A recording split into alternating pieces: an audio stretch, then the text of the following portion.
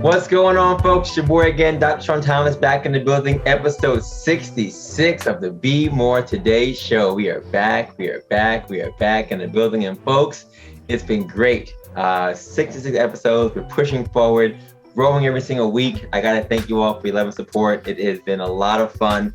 36 countries and counting. Continuing to push forward. And it's all thanks to your love and support. So continue to follow us to Be More Today. The podcast information, my book that's out there trending everywhere on Amazon and other places. Our YouTube workouts that we continue to put out there every single week for you guys. We're just really excited about this time of life. Things are opening again, and things feel like we're back, right? We're back, as I always say. And it's been fun. I had a great week. I've been on vacation this whole week, and I'm recognizing that I need to rest. You push forward and I'm all about being more today, right? You gotta be more. Great, completely agree with all that. But you also have to rest. And I've used this week to really just rest and relax, and it's been really, really fun. But the quotation I got from this week also, which always inspires me as I always share, is by T. Sorensen. And it says, "You will never experience personal growth if you fear taking chances."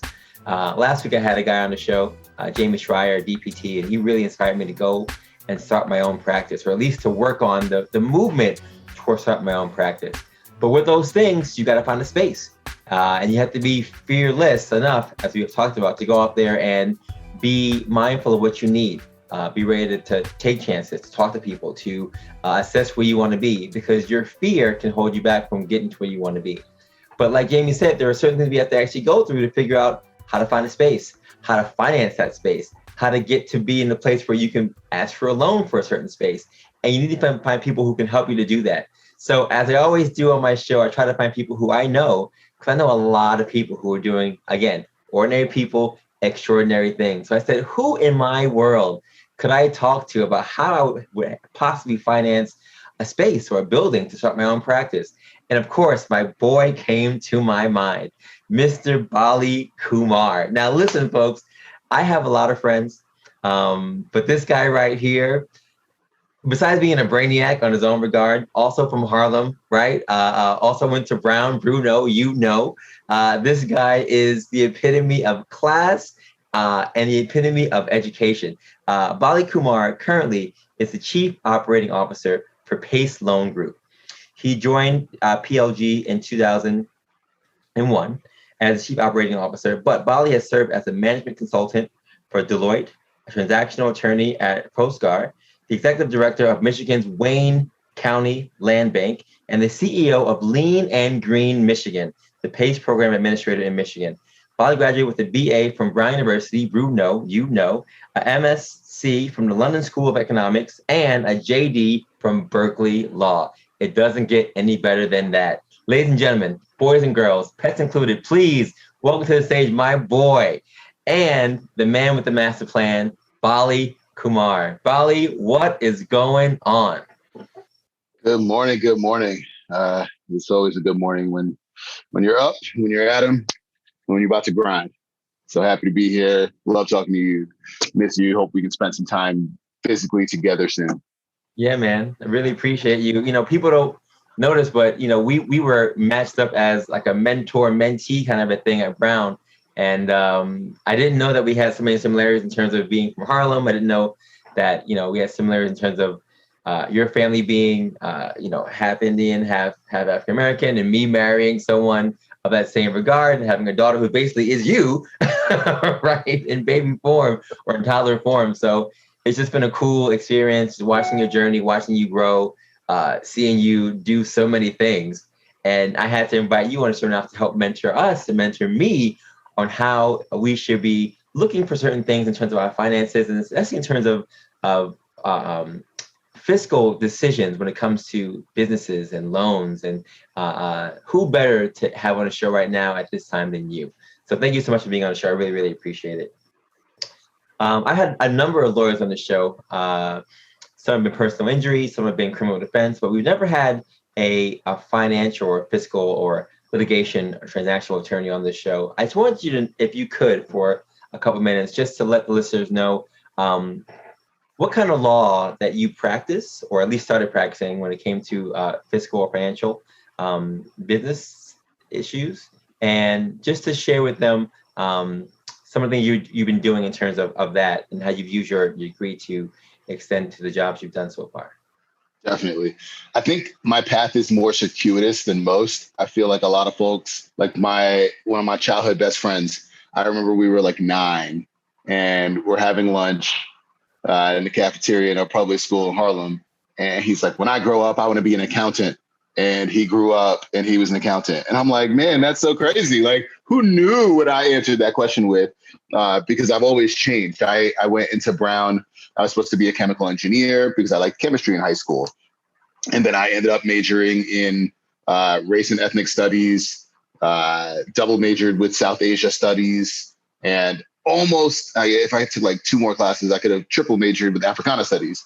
So I was like, okay, I'm a pivoter.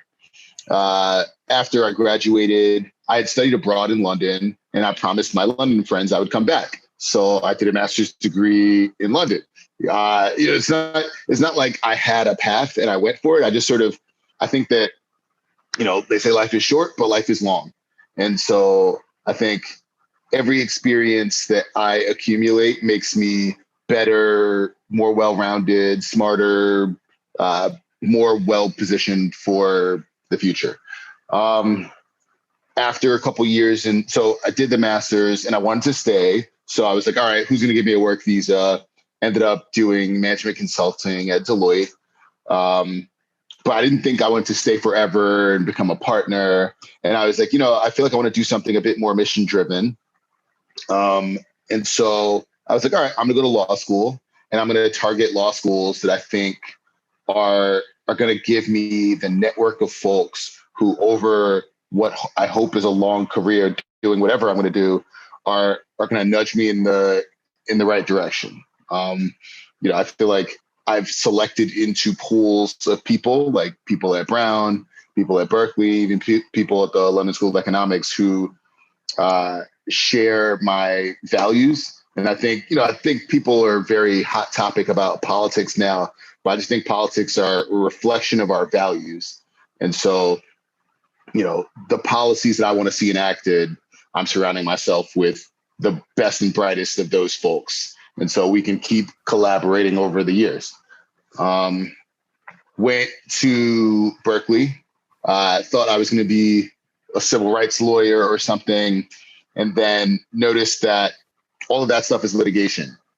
And my least favorite part about law school was, reading cases, writing briefs, arguing things in mock trials. And I was like, the whole reason I went to law school is now out of the toilet because I'm not going to do the thing that I thought I was going to do.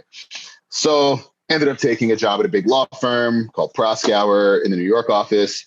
And I think of law as 2 different branches. You're either a litigator or you do transactional law. And so if you're a litigator, you're going to court, you're writing briefs, you're arguing things, you're arguing motions. And that's very contentious. And then I think of transactional law as everybody's angling for the same kind of outcome. Everybody wants a certain deal to occur, whether it's a real estate deal or a finance deal, settling on finance terms, or an employment agreement. All of these things, there's some negotiation here and there, but everybody wants the same outcome. And so it feels less contentious to me.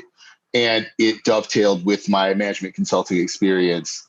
So I was like, okay, this is probably a good jumping off point for me, because again, like, nobody has to do something forever.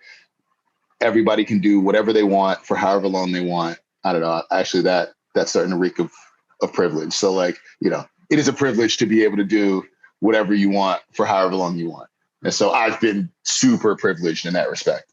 Had a good start to my career, but I think it wasn't sustainable for me to be, always at the whim of clients, pulling all-nighters, sleeping underneath my desk. The paycheck was nice, but life is nicer. So I was like, all right, I'm going to leave and try to do something more mission-driven, because that has always been what I've wanted to do. And I had some friends from law school. They invited me out to Geneva, Switzerland, and they said, let's start a company. Let's raise a fund and invest in clean energy and infrastructure projects in sub-Saharan Africa. And I was like, okay, mission driven, let's do it. It's going to take some time to get off the ground. I've saved up some cash over the past year. Let's go. And I discovered it's way harder to raise a fund, to raise, millions of dollars to invest in projects, to select the right projects, to select trustworthy projects, to monitor projects from afar. And I was like, okay, good thought, not for me, at least at this time in life. So moved on and then came back to the States, where a buddy of mine said, hey, Trump's president, all the Obama Biden people from DC, they're leaving. And we're all going to go back to our homes, and we're going to make a difference in the local level. And you say you're interested in this kind of stuff, but you keep doing all this corporate stuff. So don't talk about it, be about it. And gave him my resume, ended up getting a job at Wayne County, running the Wayne County Land Bank, which is a government agency tasked with, or a quasi-governmental agency tasked with putting unproductive properties back into productive use. So working with community folks, working with real estate developers, working with urban planners, and just trying to figure out what to do with vacant parcels of land in and around Metro Detroit.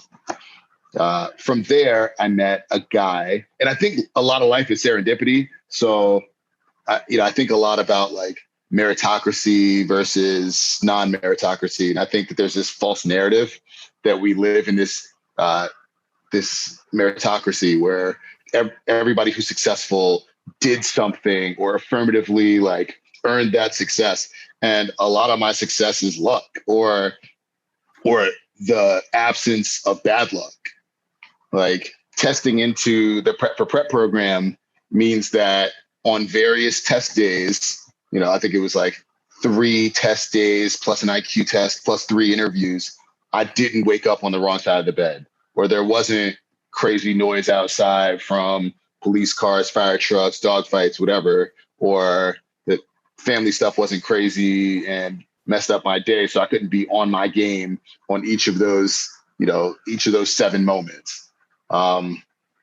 Yes, preparation has to meet opportunity too, but, there's a lot of fortune in that respect. There's a lot of fortune in me running into who is now Congressman Andy Levin. He was running the PACE program in Michigan, Property Assessed Clean Energy, which the PACE program at Leading Green, Michigan is a public-private partnership where a private entity runs this clean energy finance program on behalf of local governments because it saves the local government staff time, taxpayer dollars, et cetera. I, serendipitously got paired up with him, and he said, "Oh, you're perfect for this. You have business experience, you have real estate experience, and you have transactional law experience, and that's what PACE is." And I was like, "Oh, okay, cool." Got into it, ran the program for a couple of years, and then through that met my now team at Pace Loan Group, where instead of administering this clean energy finance program on behalf of local governments, we lend money to property owners around the nation. And so, we're working on projects all over. It's like commercial real estate finance, but with the little carrot of if you're building something more sustainable, more energy efficient, or you're retrofitting your existing building, you can unlock a more favorable type of finance that isn't otherwise available in the market. Wow. Listen, that by itself is incredible. To see the journey from what appeared to be a typical law school route, right? Because a lot of people say, yeah, I want to be a doctor, I want to be a lawyer, I want to be this, and they do it. And then that's it. And they do that for 15, 20 years, right? They sustain a job either at one place doing the same thing for a long period of time. But I think everyone has used this term pivot, especially after COVID-19, especially after all we've been through, to adapt to situations that they've either seen or to just, like you said, to piggyback on opportunities that have been placed in their hands. And I agree with you. I think everything happens for a reason. I think that we're all connected for whatever purpose it may be, and that things sometimes just are all about timing. Timing is everything. And for you, the story of how everything is perfectly aligned, where you took tidbits of information from every job you took, every experience you had, and then Pace comes along, and yeah, you're the perfect candidate for it because you've been groomed for this thing from the beginning. So that's incredible. That's incredible. I have so many questions about Pace because Pace sounds like it's an amazing program. First of all, I love the fact that you guys are giving back. And it seems like it's a program that, yes, is affording opportunities for business owners to have their own places, but with the caveat or with the extra notice of saying, look, let's get back to the community. Let's get back to our environment. Let's get back to our people around us while you're doing that. Why is that such an important foundation for PACE? I mean, PACE at its heart is policy, right? The Property Assessed Clean Energy Act has been enacted in 38 states plus DC, to my knowledge. And, every state has its own PACE Act and its own Property Assessed Clean Energy Act. And it's just policymakers coming together saying, how do we incentivize people who aren't already incentivized to build better buildings, to think about sustainability, to push them in that direction, because they say we only have 10 years to make real lasting change on this earth if we want to be on this earth. And we're already seeing, wasn't it like 110 degrees in Oregon? And a lot of folks in Oregon don't even have air conditioners because it doesn't get that hot. So that's like life-threateningly hot. And it's that hot because there is some sort of climate change going on. And I don't like the concept of global warming because then people are like, oh, well, what about when it's really cold? It's not warm now. Whereas like clearly there's some sort of shift happening and we need to act quickly. But there are a lot of folks who are most incentivized by the bottom line, right? Like some folks are very triple bottom line oriented. Some folks are less so. And you got to convince them to do what is the right thing by showing them that it works for the profit and loss statement. And so this type of financing is interesting because it works with the local governments to put a voluntary special assessment on their property tax. And that's basically local government involvement. So it's private dollars, they come in. So we lend money to people. We work with the local government to get them to put it on their property tax bill. And then they pay it back over a longer period of time than a bank would give them.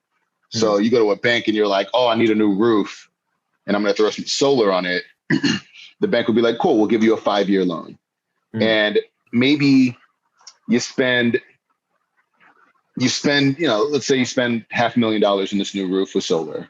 And over 5 years, you got to pay back $100,000 a year plus interest, call it $150,000 a year. Over 5 years, you might save $80,000 a year, but that's a losing proposition. Why would I spend $150,000 a year to save $80,000 a year, even though it's the right thing to do? But instead of stretching it out over 5 years from a bank, because that's what banks are comfortable with, we as PACE lenders are like, oh, it's a tax assessment. And with working with the local government to lay the tax assessment, we'll give you a 20-year loan such that you're saving 80 grand a year, but you're only paying us back 60 grand a year. So in that case, you're actually generating side revenue for the company because instead of wasting 80 grand a year in your energy bills, you've cut it down and realized, a $20,000 delta, which inures to the benefit of the company. Right. So what are some of the roadblocks that you've seen where people are interested in doing this, but then they decide not to? Like, what are some of the things that people say, look, this sounds like a great idea, but I'm not going to do it because this, and the third? Yeah. Honestly, I'd say one of the roadblocks is before you even get to the door. Like a lot of people just haven't heard of it. PACE financing, I think, at the very beginning came from California. It was seen as sort of something that made sense in the policy world, but didn't make sense in reality. So a lot of people have never heard of it. And the people who had heard of it at least a few years ago were like, I've heard of it. sounds really complicated, and they would just immediately dismiss it and would just go back to the old ways of either not upgrading buildings or going to the bank or maybe paying for upgrades out of pocket, which means you're really just doing the low hanging fruit. You're not doing like deep retrofits. If you're paying out of pocket, then you're just like, what can I save the most over a period of time? And that's lights. Lights pay themselves off in like a year. New doors and roofs and stuff pay themselves off after like 30 years. So I think that's a big hurdle. Another hurdle, honestly, and this is like super in the weeds, is that because this is a tax assessment, all the pieces of legislation nationwide, or like the overwhelming majority, require that if there's a mortgage on the property, that mortgage holder has to consent to PACE being laid on the property, because it impacts their calculations, right? Property taxes are always paid before mortgage in the event of some sort of default. And so the senior lender has to consent. And a lot of times senior lenders are just like, no, I'm not going to consent. Never heard of this. Seems complicated. Seems like you're threatening my position as the senior lien holder. And so there's a lot of conversations going on, and there have been over the past number of years, to get banks to consent to this new sort of financing. So are you guys in New York? We're all over. It's interesting because New York City just opened their PACE program. Interesting. And they opened it with a bang. They did an $89 million retrofit of an existing building on Wall Street. And that is their first project. And immediately New York City has gone from not having a program to being the 6th largest program in the nation. And all the other programs are state programs. So in that one deal, New York City has done more PACE financing than the state of Michigan over the past 8 years. Yeah. Well, it's funny, New York, and I say it because you and I are from there. It's always special and always, I think, at the forefront for these things when they are available. There's so many people in New York. Actually, we have a couple of friends who have just built gardens and grass rooftops on their patios just to give back to the environment. And they've done these makeshift things, yes, for the environment, but also for themselves in other regards. So to have a program like this that actually gives you a financial bump or, assistance when you actually do things for the environment, I think people are going to eat that stuff up. And they've already done that clearly in New York, as you've already said, with the spikes and the numbers.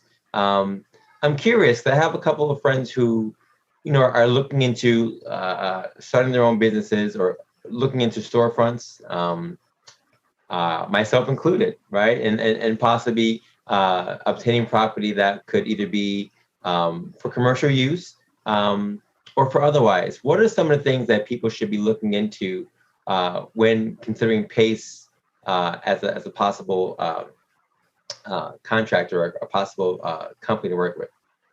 Yeah. Whenever I quote a deal, I want to look at folks' sources and uses, pro forma, and budget. One, because if you don't have these things, then it's hard to feel like, if somebody comes to me and they say, oh, I want to borrow money, and they don't have these things, and I'm like, have you really thought this through? Does this work? Do the numbers work? Because that's how we're going to underwrite it. And sources and uses are just sort of like, all right, well, you're going to use this money on what? And you label it out, and that, maybe that adds up to $900,000. And you're like, all right, what are the sources of those finances? It's not like, in very few instances will it just be PACE 900,000. It'll probably be I will put in, as owner of my business, $100,000. I'll get $250,000 to PACE, and that's $350. That's $550 that's left. And you're like, okay, $550. I'll get $100,000 of equity from a business partner, and then $450,000 from a bank. And so just showing a fully capitalized deal goes to show, all right, people have thought about this. They know what it takes to get this done. Presumably they've talked to the other people to fill out the rest of their capital stack, because I don't want to lend somebody $250,000 and they're still looking for the other 650. Then that's just a recipe for default. Budget. So you're going to have this 250,000 and you have to pay it back over 20 years. Maybe you call that 30 grand a year. I don't know, but I don't know what my math is giving me today, but show me that you're budgeting your revenue to pay back all of your expenses plus all of your debt service. And where do these numbers come from? And, because if you're going to run a business at a loss, that's another recipe for default. And so it's just like trying to get people to do the appropriate business planning to show their budget and their pro forma to show that, obviously you're never going to be 100% sticking to those projections, but at least you've thought about it and you're making reasonable assumptions. Yeah. So I was going on your site and I think a lot of people are going to have the same question. PACE is not a mortgage, but it acts like a mortgage in terms of bridging the gap between what a mortgage would do and the equity you would have in your business. How does that work in terms of it not being a mortgage, but it's still being or giving you the financial backing you would need to either open up or rebuild your building? Yeah, I think of it. I always tell people PACE is legally a tax, but essentially a loan. And so I know we call ourselves PACE Loan Group, and that's probably an easier thing to call ourselves than PACE Voluntary Special Assessment on Your Property Tax Group. But because it's a property tax, in some jurisdictions, it comes due on your property tax bill. And so that's potentially beneficial if you have a mortgage on the property as well, because typically when you have a mortgage, they escrow for your property taxes as well. And so you're just making one payment to your commercial mortgage lender. They're escrowing for taxes, and it's all getting paid back pretty seamlessly. Gotcha. Yeah. Now, is this just for commercial property or just also for homeowners as well? Interestingly, I say PACE. There are two different types of PACE. There's commercial PACE, C-PACE, and residential PACE, R-PACE. Commercial PACE is the PACE that I've been talking about, and it's in 38 states plus DC. Residential PACE is in 3 states, California, Florida, and Missouri. And they've been still working out the kinks for how do you deal with a situation where you have a contractor trying to sell maybe an unsophisticated homeowner or something, right? Like with commercial PACE, you have a business owner and a lending entity, fairly sophisticated parties negotiating. And that is in and of itself sufficiently protective of the consumer. Right. Because it's not like some CFO of some company is going to be I'm just going to roll the dice and spend all this money and I'll probably be able to pay it back. Otherwise I'll lose my property. But with homeowners, there's the potential for abuse, and it's the residential PACE is still a widely successful program, but when it's unsuccessful, huge headline risk. So think 85-year-old grandma has owned her home for 40 years and somebody knocks on her door and says, "Ooh, it's real hot this summer. You want some better air conditioners? Let's just swap out your air conditioners and throw some solar on the roof. And it's only going to cost you $70,000, but don't worry. This is a government program. You're going to be fine." And, maybe 85-year-old grandma is like, "Oh, sounds like a grant. Sounds like a no-brainer. I'll sign here." And then 3 years later, because they can't pay the increased property taxes, grandma's out on the street. Grandma's 88. Grandma's lost the family home, all because some more sophisticated person took advantage of her. So I think once they tighten up the consumer protections in residential PACE, it'll proliferate more. But as for now, commercial PACE is the dominant force in my mind. Okay. That's great, Bali. And so what do you think the future is for this thing? I mean, this sounds like it's going to really change the way that businesses for sure are going to start doing their transaction when it comes to building new companies, building new businesses, and even, especially in New York. I mean, there's so many buildings in New York that can benefit from increasing solar use, solar power, solar everything. I feel like it's a city and even a state that really has so many opportunities for us to really bank on using our natural resources to not only make the world a better place, but to also bringing the energy you would need to save money in the long run. But what do you think the future is for this moving forward? You've already seen it transcend to various states in terms of the commercial and the even the home end of it. But what's the future for you think in the next 5-10 years? I think this will be a way for local governments to push whatever sustainability goals they have.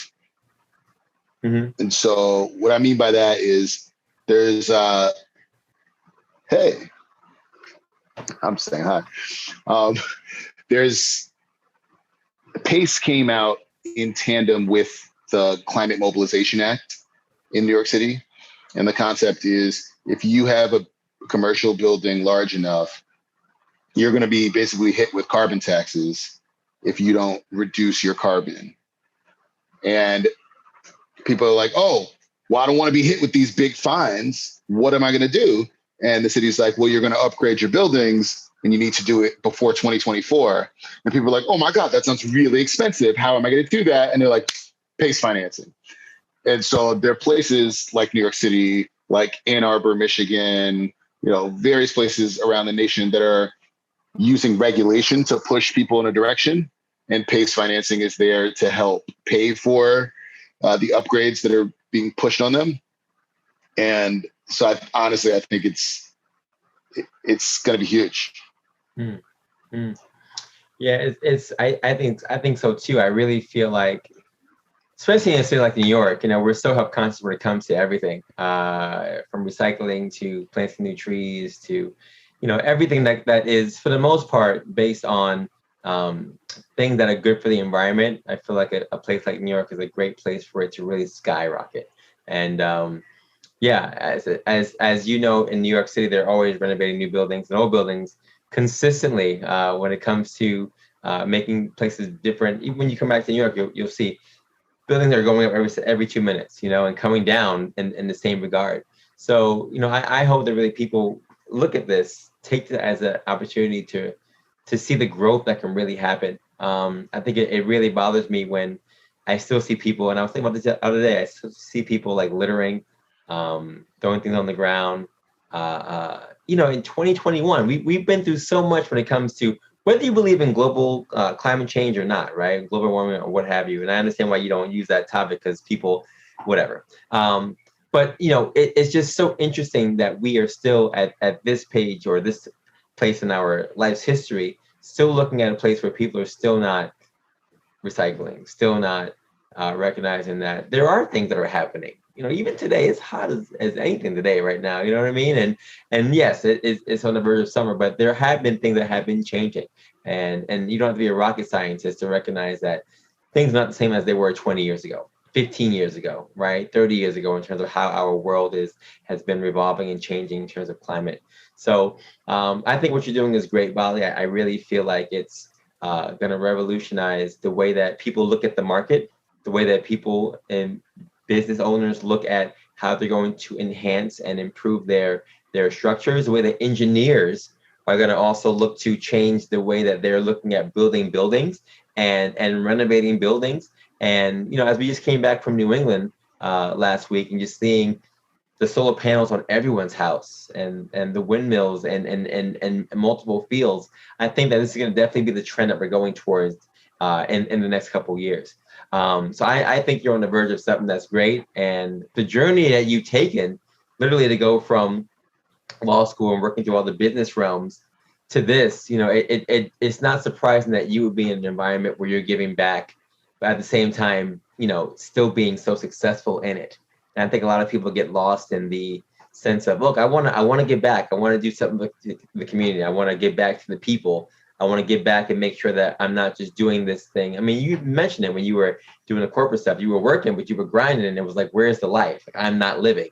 But now you're in a situation where you're able to do that and give back and still live and still make money, which I think is everyone's goal and everyone's dream, to really be in a situation where they can do those things, still feel good at what they're doing during the day, and still be able to sleep at night knowing that, you're able to feed you and your family. So I congratulate you, sir. I think that what you're doing is fantastic, and I just hope you continue to do it moving forward.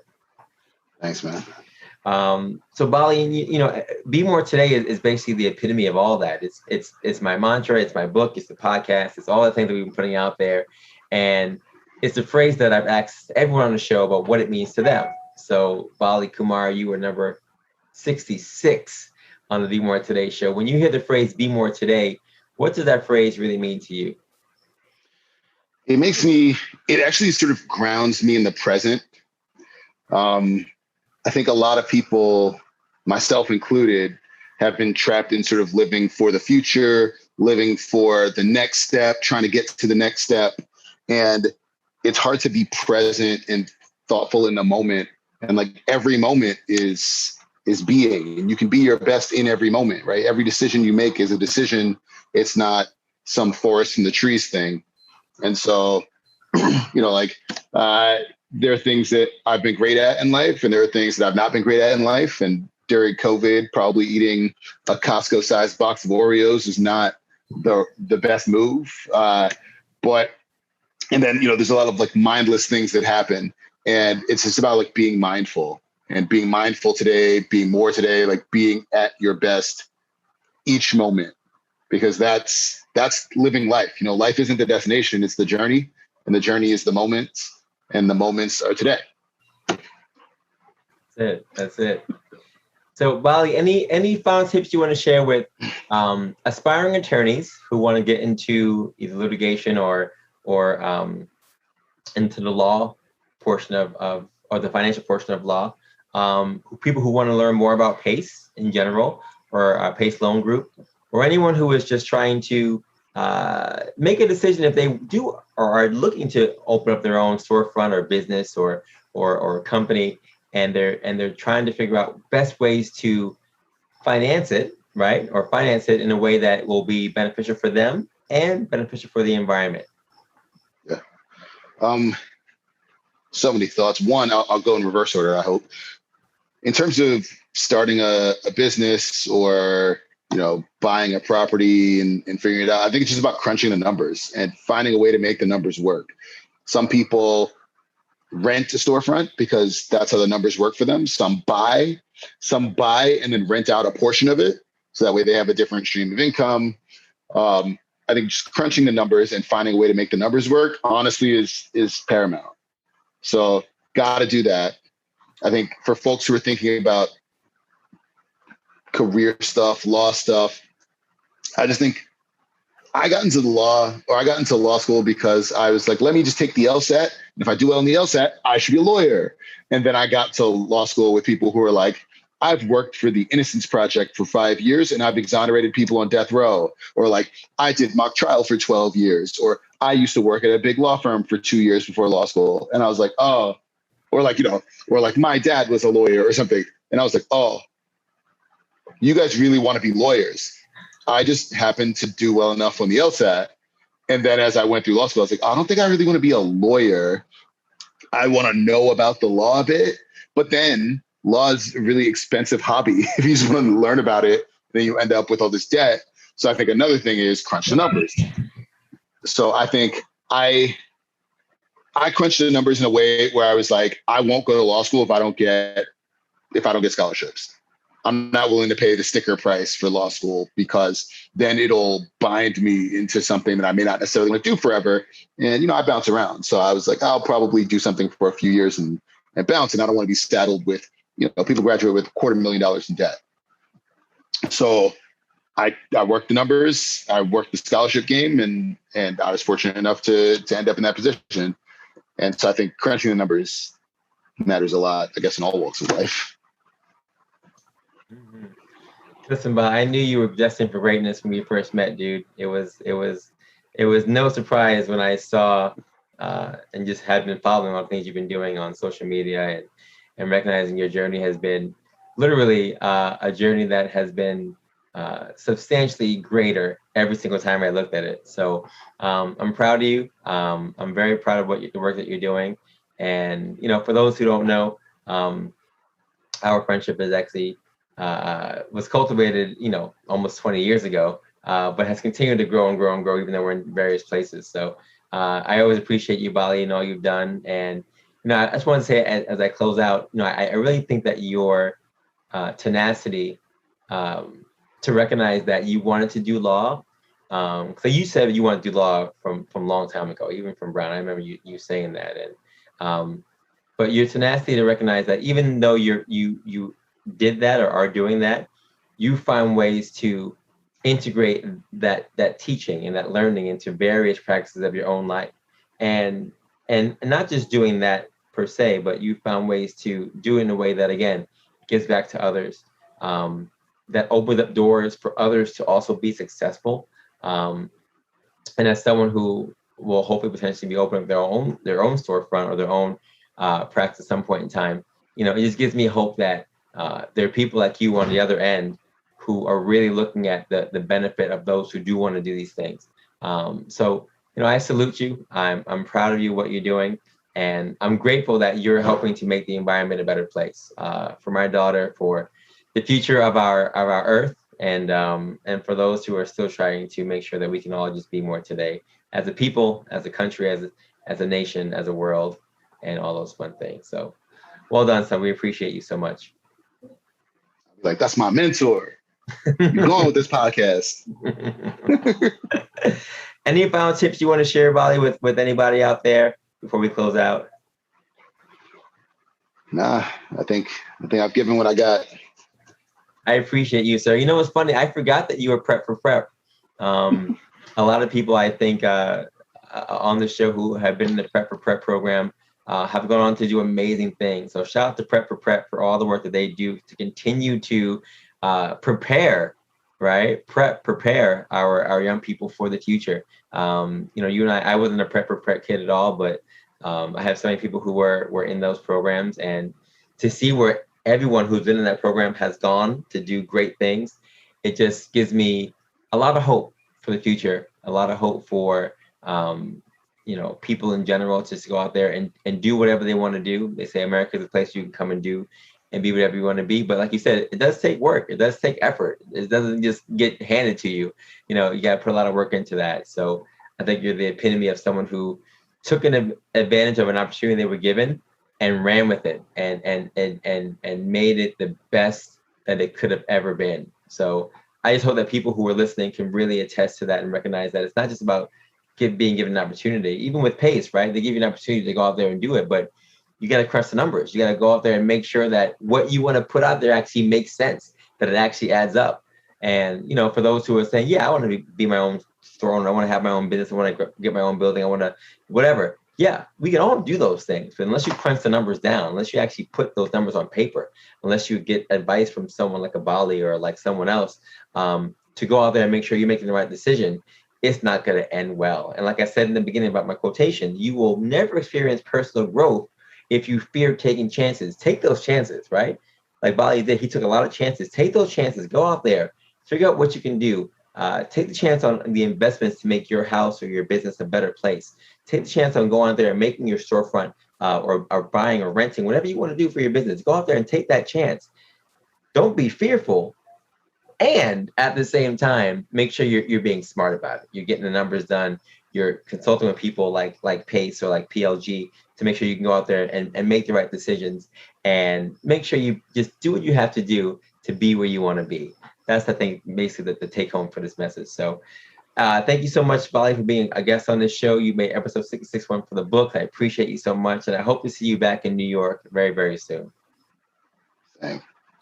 And for those who are continuing to follow us and Be More Today, you can continue to follow us on all platforms. We're everywhere with our podcast, with our book, with our workouts, with our Strava group. On Strava, we have Be More Today groups. If you are into fitness at all, if you're running and biking, wherever you want to go, join us on our group and just be a part of the fun, be a part of the movement. We will continue to put out good content for you guys every single Monday.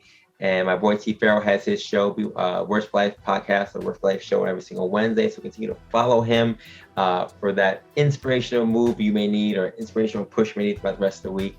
We will continue to put out good content for you guys every single week. And just know that I always say, I want you to have a good day, have a good night, have a great life, and continue to take your steps to greatness to be the best version of you. We will see you next week. Enjoy the sun. Peace.